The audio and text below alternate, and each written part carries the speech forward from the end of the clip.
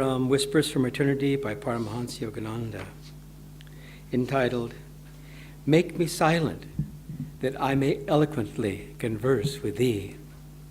Wandering through forests of incessant searchings, I arrived at the mystery door, which conceals thy presence. I knocked loudly on the door of silence with persistent blows of faith. At last the door opened, and I beheld thee resting on the altar of glorious visions. I stood with restless gaze, waiting for thee to speak. Thy creation-making voice was inaudible. At last a deep stillness stole upon me and taught me in whispers the language of angels. With the lisping voice of my new-born freedom, I tried to speak. Suddenly, the lights in thy temple wrote brilliantly in letters of light. In my little chamber of quietness, I am ever at rest. I never speak now, but with the voice of silence. Through my silence, O divine lover, converse thou eloquently with me.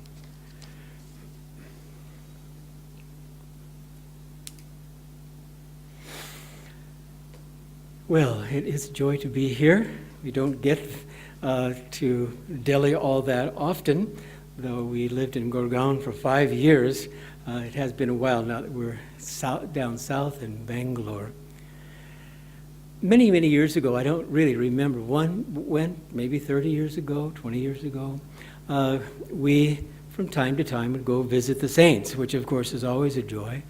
And this particular saint was named Brother Shunyabai, translated Brother Zero. And knowing nothing about him, nevertheless, I was very drawn. What a wonderful name, because that's what we all are striving for, to get to that point where we have zero karma.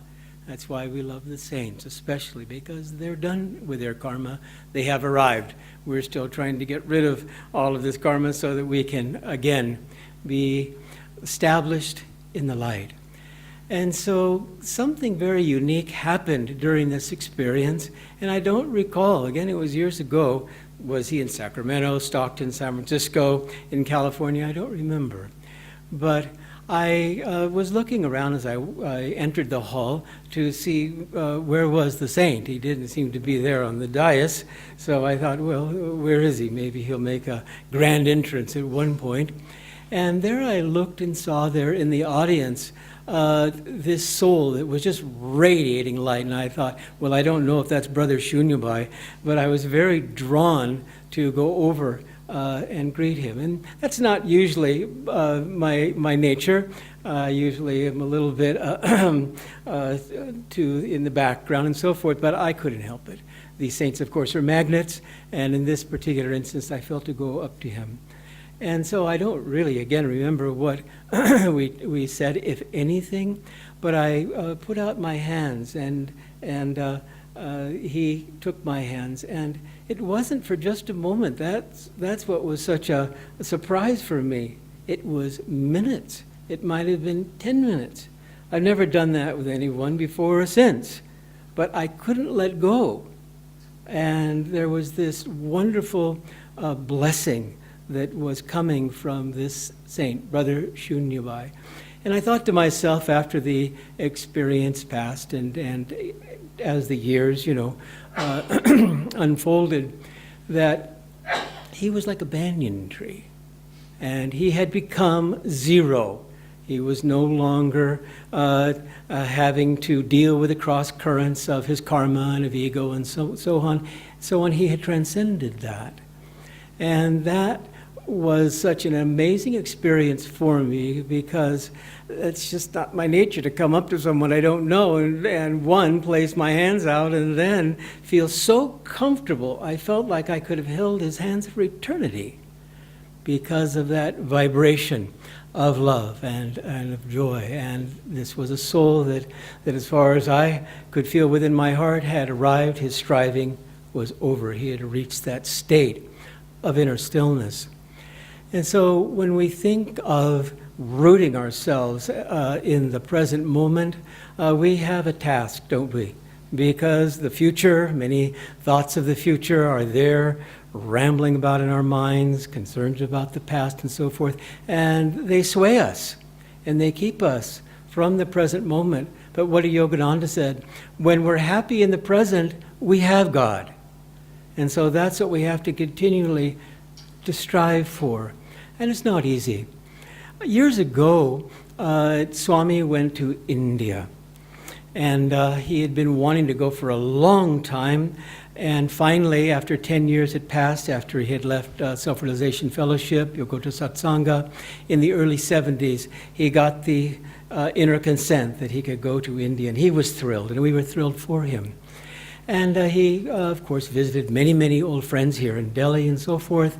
And at one point, he went up to, I believe it was Srinagar, and came upon this particular shop where they sold furniture. And he made friends there with the shop owner. Suffering Moses was his name. What an interesting name. There it is, and his wife Mary.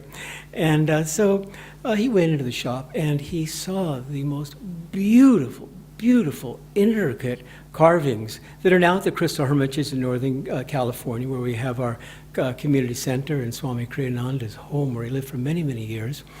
And so he was so keen on purchasing some of these beautiful pieces of, really it was artwork.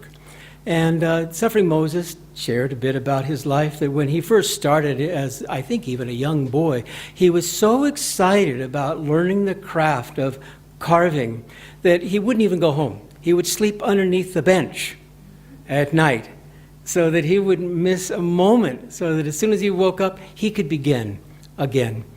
And in this shop, Suffering Moses had some of his prized furniture there that was not for sale.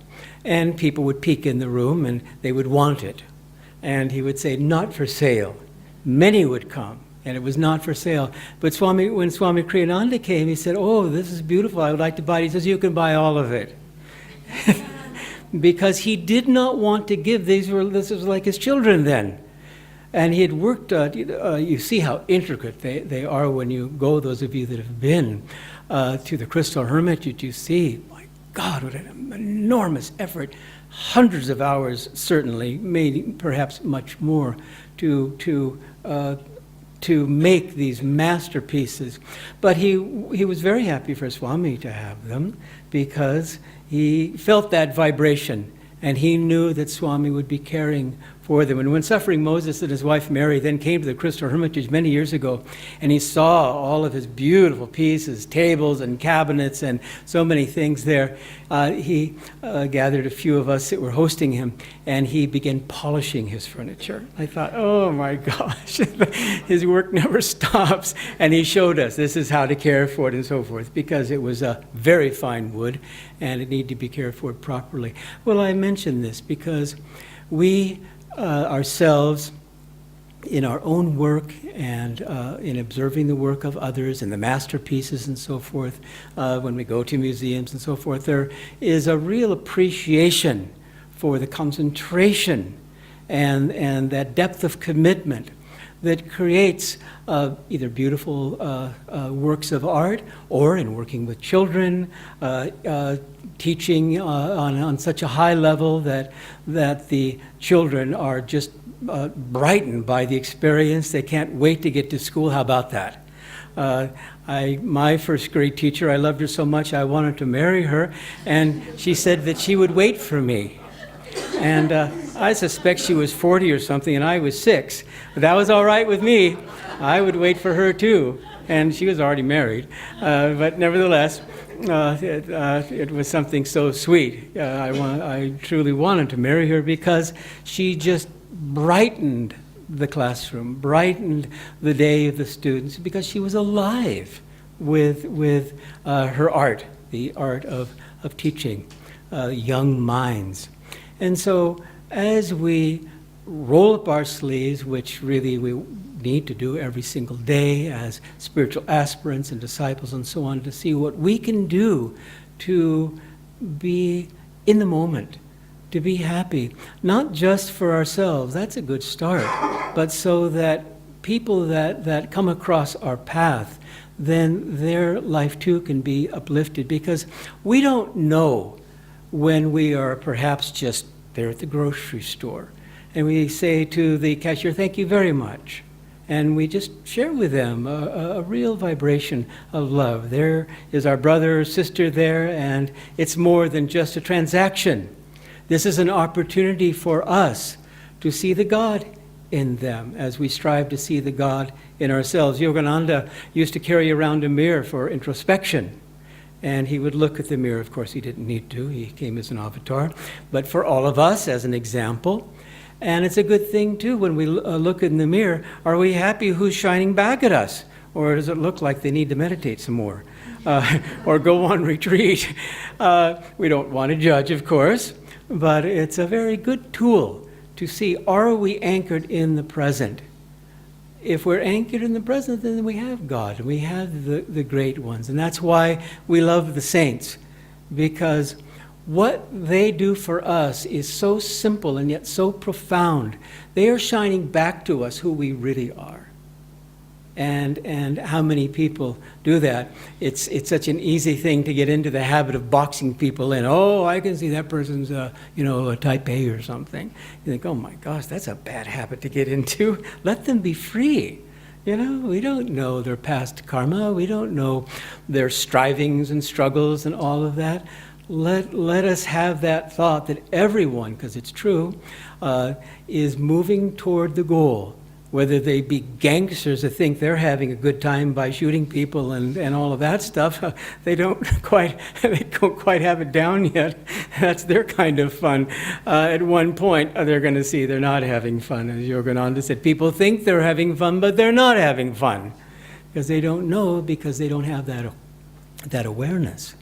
But yogis, those with an inner life now, that's totally different. Because we know what true fun is. True fun is joy.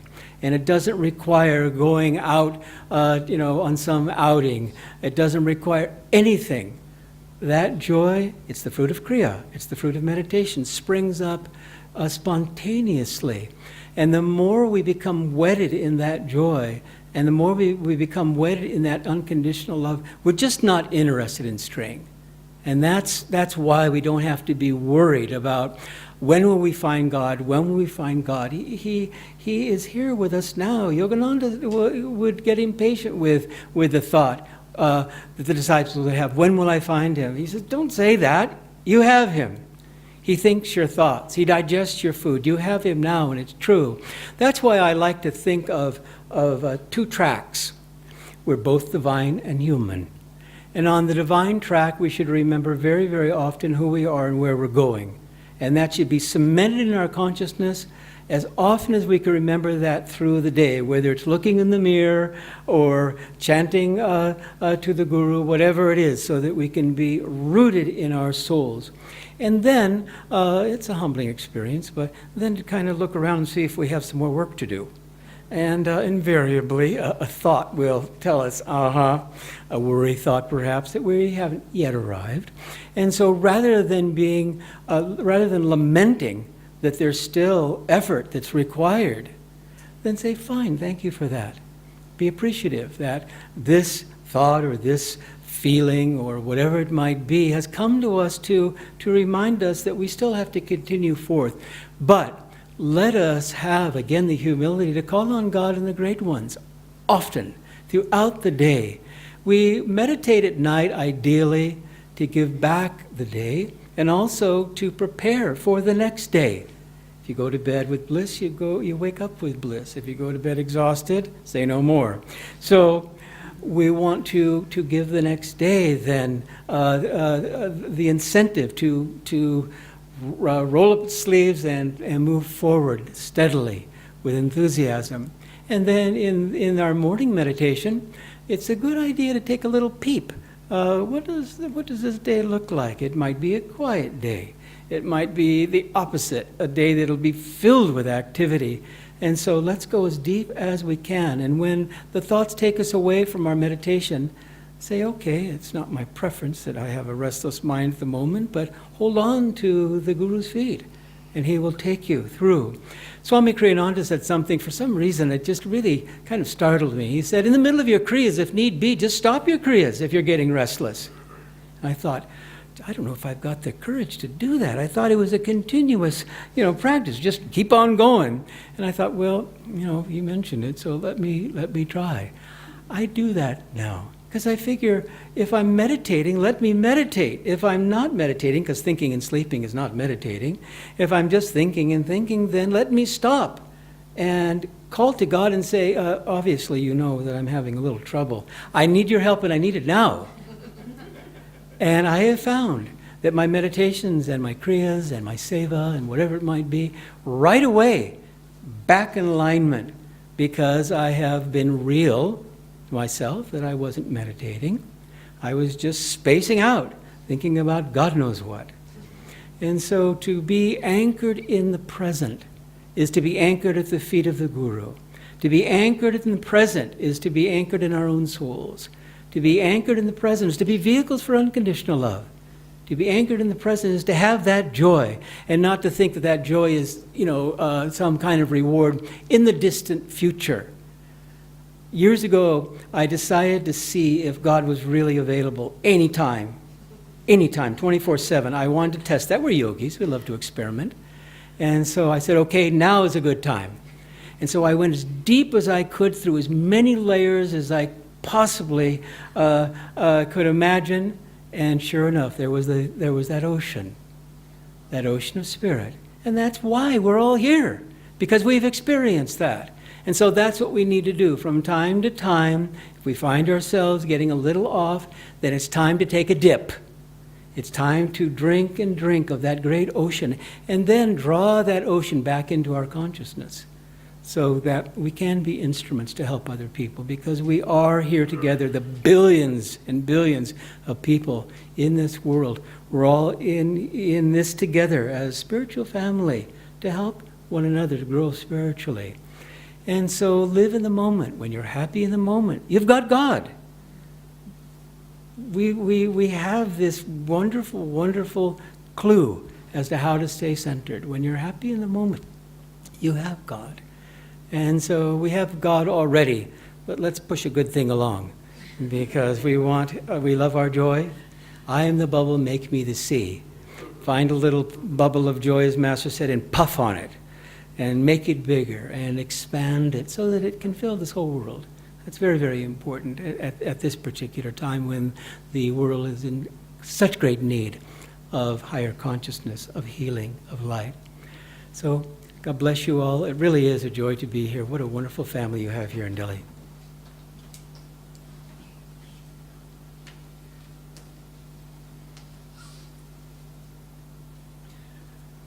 Hello, I'm going to just say a few words, and I wanted to just begin by reading this poem from Master. When I am only a dream. I came to tell you all of him, and the way to encase him in your bosom, and of the discipline that brings his grace. Those of you who have asked me to guide you to my beloved's presence, I warn you through my silently talking mind, or speak to you through a gentle, significant glance, or whisper to you through my love, or loudly dissuade you when you stray away from him. But when I shall become only a memory or a mental image or silently speaking voice, when no earthly call will ever reveal my whereabouts in unplumbed space, when no shallow entreaty or stern centaurian command will bring from me an answer, I will smile in your mind when you are right, and when you are wrong, I will weep through my eyes, dimly peering at you in the dark, and weep through your eyes perchance. And I will whisper to you through your conscience, and I will reason with you through your reason, and I will love you all through your love. When you are able no longer to talk to me, read from my whispers from eternity. Eternally through it I will talk to you. Unknown, I will walk by your side and guard you with my invisible arms. And as soon as you know my beloved and hear his voice in silence, you will know me again more tangibly than you knew me on this earth plane. And yet, when I'm only a dream to you, I will come to remind you that you too are not but a dream of my heavenly beloved. And when you know you are a dream, as I know now, we will be ever awake in him. And it's a beautiful poem, and it's a beautiful testimony to God's love for us and Master's caring for us. As he left this world, he left us not alone. He said we would never be alone. He left us with his grace. He left us with his love. He left us with his light through his disciples, through flowers and nature, through the beauty of friendship, through everything that we admire in this world that's uplifting. The Master comes to us through all of the positive, beautiful things of this world. Swami Kriyananda told us again and again and again, over and over, Master is here. He's right here. He's in your hearts. It's up to you to open your heart. It's up to you to turn to the light. He's here. He spent his whole life showing us through the example of his dedication to his guru that Master is never gone from us. He is always in our hearts. We are the ones that shut him out.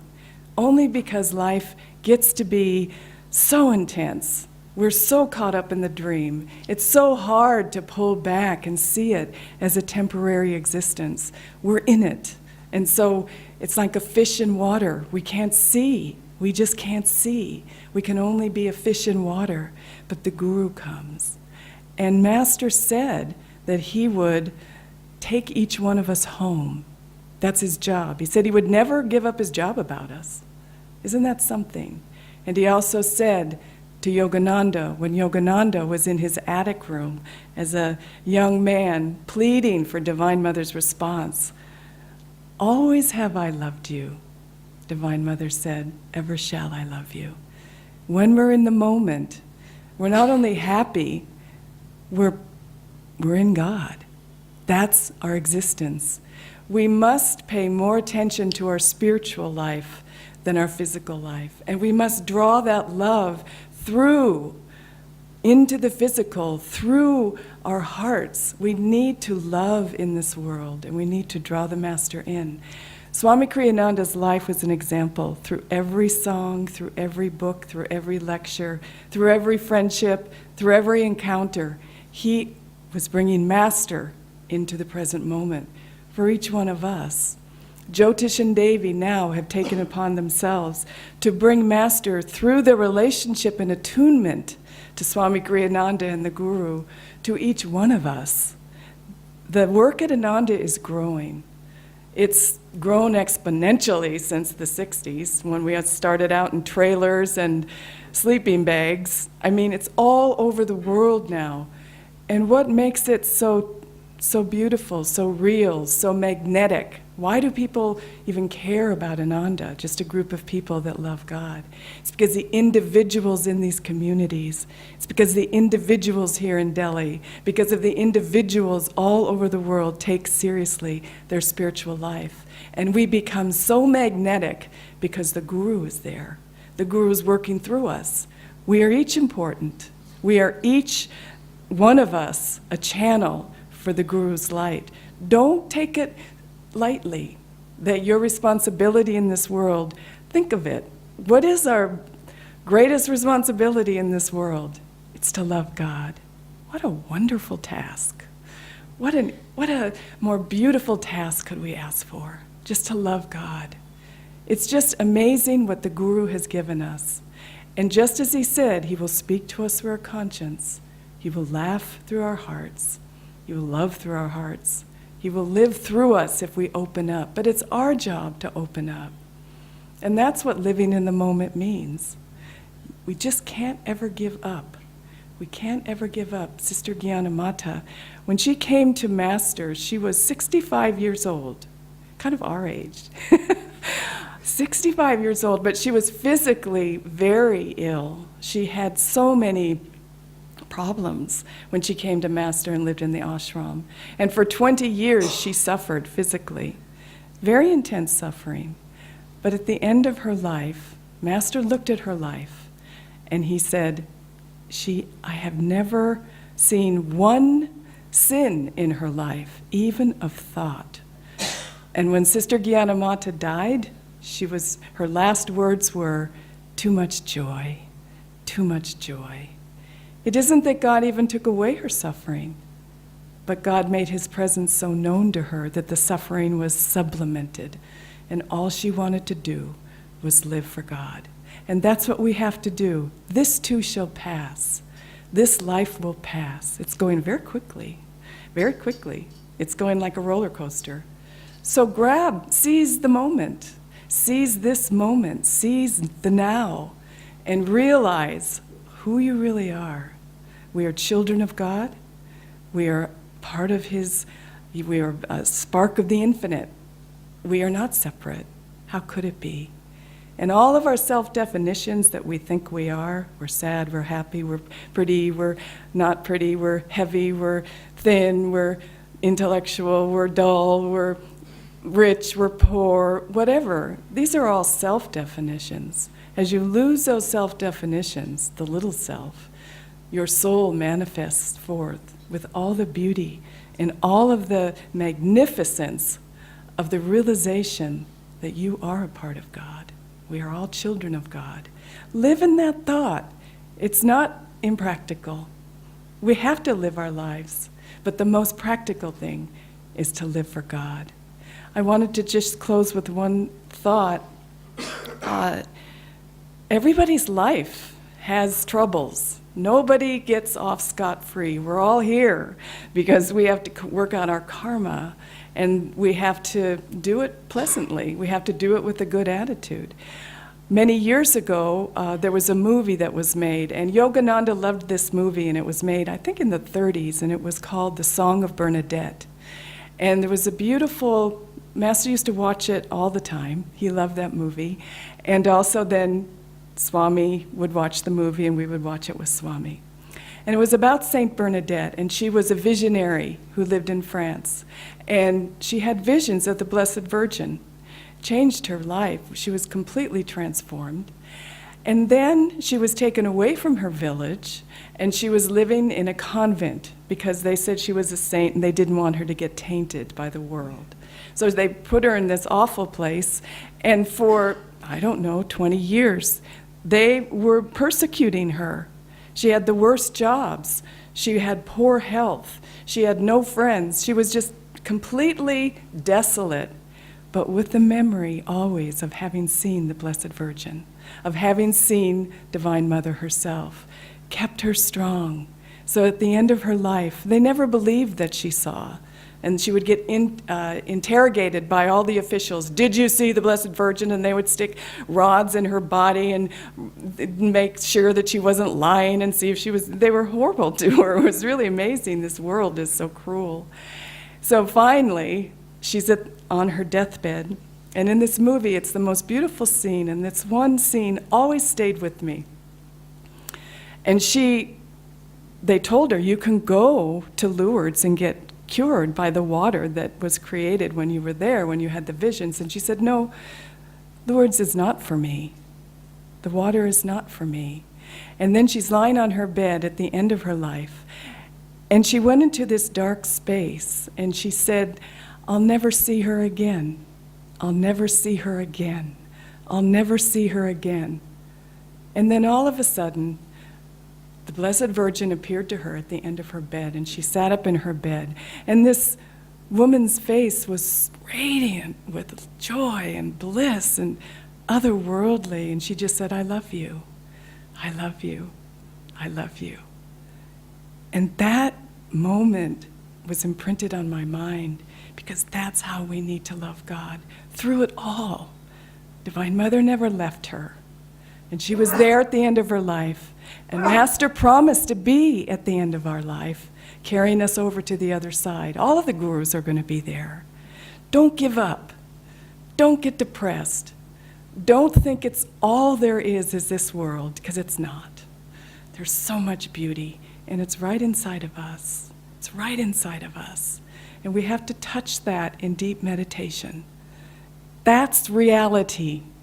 Nothing else is true. Nothing. So don't waste time Because Haridas and I, we look at each other and we say, oh my God. We look at old pictures of us at Ananda. We had long hair and our hippie clothes. And we were young and free. And now here we are. Look at us. There's no hiding it. But it flies by, this life. And thank God for the Guru, because he's never let us down. It hasn't been easy always, but he's always been there. And we've always opened ourselves to him. And because of that, I cherish the last years of my life, because now I feel secure in the knowledge that he will never leave me. He will never leave any of us.